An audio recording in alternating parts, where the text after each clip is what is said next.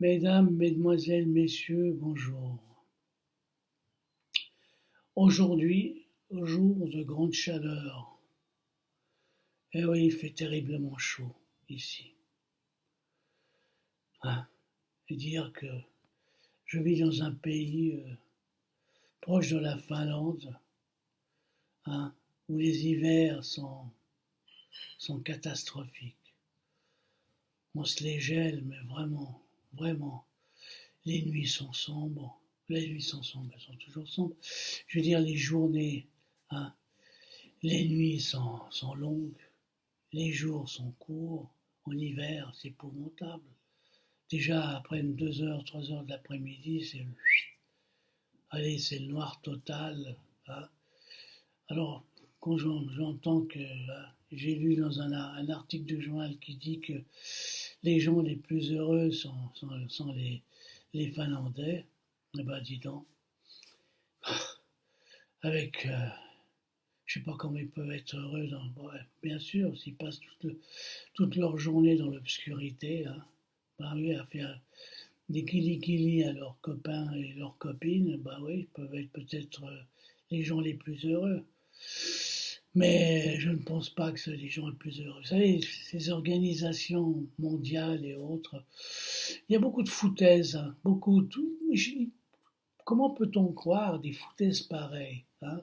Comment peut-on être heureux dans une caverne, hein, toute la journée ou dans une prison?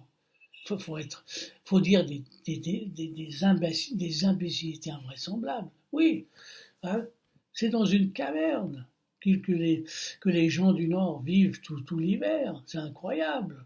Toujours enfermés à cause du froid. On vous rendez compte, le soleil qui vient de temps en temps, hein, tout juste pour dire bonjour. Et à peine qu'il dit bonjour, il dit déjà au revoir et peut-être à la prochaine.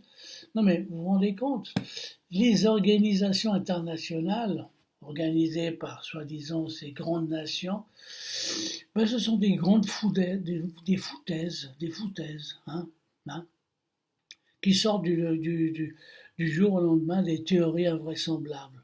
Ben moi aussi je peux faire des théories. Eh ben je vais vous en faire une très belle. Hein. Oui, on peut appeler de théorie ou je sais pas quoi, une déclaration un peu spéciale. Ben, j'ai constaté, d'après mes statistiques et d'après mes recherches personnelles, pourquoi je suis plus con que ces organisations internationales organisées par des drôles de bonhommes, hein, et des drôles de bonnes femmes, parce que là aussi, les bonnes femmes ne sont pas forcément meilleures que les hommes. Hein, hein. Toujours des farfelus hein, des grands, des grands faufilés de l'histoire, les gens qui ont su se faufiler, hein, comme beaucoup de personnes adorent se faufiler dans les bons endroits, les bons postes, hein, pendant que les autres rament. Allez, ils rament, ils bossent comme des cons. Eh ben voilà, je vais vous faire une théorie que j'ai constatée personnellement après tant d'années. Pendant des années entières, je me suis dit, oh, vous savez, les médicaments, c'est vrai que bien que j'en prends des médicaments, hein, je suis obligé d'en prendre à cause de mon hypertension. Oui, je suis un hypertendu. Hein, oui. Mais heureusement, grâce à les médicaments, bah, ma tension, hein, est régulière. Et dernièrement, bien sûr, j'ai un problème de goutte, puisque vous voyez, ce que je suis un, oui, on dit que c'est de la goutte. Je crois que c'est de la goutte, hein, d'après ce qu'ils ont dit, d'après certains médecins. D'autres pas, d'autres ils disent, oh, c'est peut-être héréditaire, c'est normal, ça fait partie de votre ethnie, tous les gens parce que vous êtes nés au sud. Vous voyez ce que je veux dire? Bon, tout le monde sort des théories invraisemblables, hein. Alors, moi j'ai une théorie très particulière à annoncer au monde, hein, parce que je suis quand même pas le roi des imbéciles. Hein, hein, je suis pas un génie. D'ailleurs, je crois, à part celui sur Terre, il n'y a pas de génie. Il n'y a jamais eu de génie. Le seul génie, c'est l'homme des cavernes qui a pris un crayon, ou pas un crayon, un bout de charbon noir, ou une pierre noire ou de couleur, et a commencé à dessiner et à faire un dessin. Ça, c'était le génie. C'était le génie artistique, mais tout est parti de là. Tous les restes, tous les autres ne sont que des imitateurs. Einstein a quoi? Il a imité les autres qui ont fait, qui ont, avant lui, qui ont inventé la physique, qui ont fait des découvertes en physique. Et puis, faut pas oublier, c'est toujours sa copine qui faisait tous ces calculs et tout. Monsieur, lui, et puis bien sûr, maintenant, pour des raisons politiques et religieuses, on dit, oh, le grand génie. Oui, c'était un homme qui avait, un peu génial, oui, mais il faut pas arrêter, faut cesser de vraiment de trop, de diviniser certains personnages de l'histoire. Faut arrêter, voilà. Alors, je vais vous faire une théorie, une simple théorie concernant les médicaments. Il y a 3 sortes. D'après mes statistiques et mes recherches personnelles, d'un homme qui a su élever ses enfants, car ça, personne ne pourra me dire le contraire. Oui, aucun flic de la planète, aucun prof de l'univers ne pourra me dire que je n'ai pas réussi sur ce coup-là.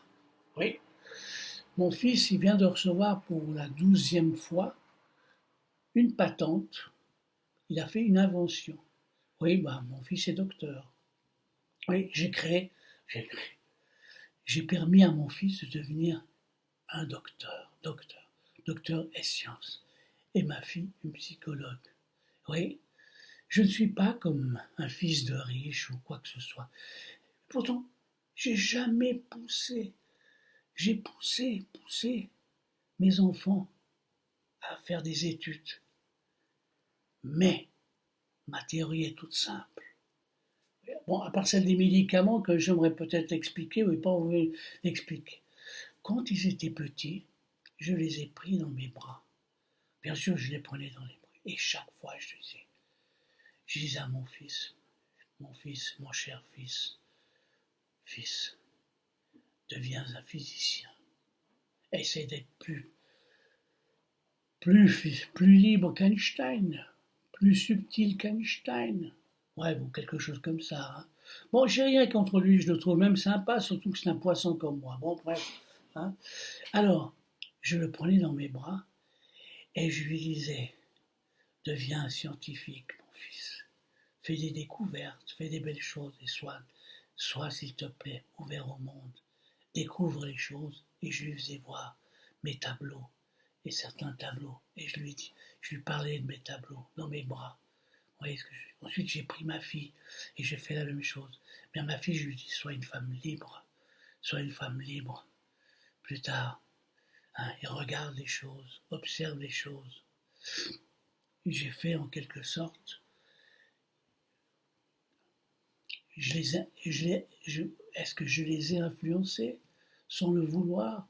Oui, c'est une volonté, un désir, mais bien sûr, tout papa, toute maman souhaitent que leur fils soit quelqu'un, n'est-ce pas?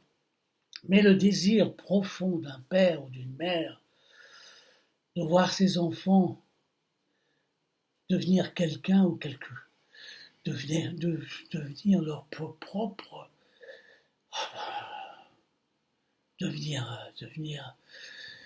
d'être heureux sur terre, de vivre une vie heureuse. Tout le monde souhaite ça, à moins d'être un fanatique dans les religions, puis envoyer son fils à se faire tuer pour un dieu imaginaire. Vous voyez ce que je veux dire? Comme dans certaines religions. Bon, bref, j'en parlerai pas parce qu'il faut. Moi, jamais eu de religion. Jamais de religion dans ma famille. En tout cas, moi, la religion, ça n'existe pas. Non. J'aime les églises, j'aime me balader dans les églises, les temples et tout ça, mais le fanatisme religieux, ça, c'est une chose.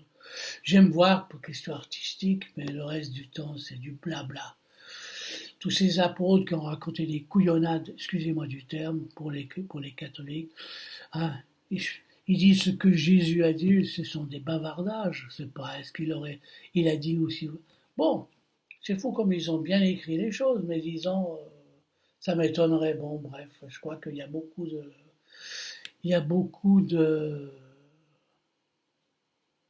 bon, bref. ne jugeant pas trop les choses, voyant par soi-même. Alors voilà, ma théorie était simple. Le désir d'un père, le premier geste d'un père, c'est prendre l'enfant dans ses bras et lui souhaiter tout le bonheur du monde. Et ça, si un enfant ressent ça au fond de lui-même, il ressent ça lorsqu'il est bébé, il reçoit en lui une force invraisemblable. La puissance, une puissance. Dans chacun de nous, il y a cette force divine, une force divine qui, qui est prête, qui est prête à se transformer en bonheur. Difficile d'expliquer certaines choses, il fait chaud. Voilà, j'arrête pour aujourd'hui.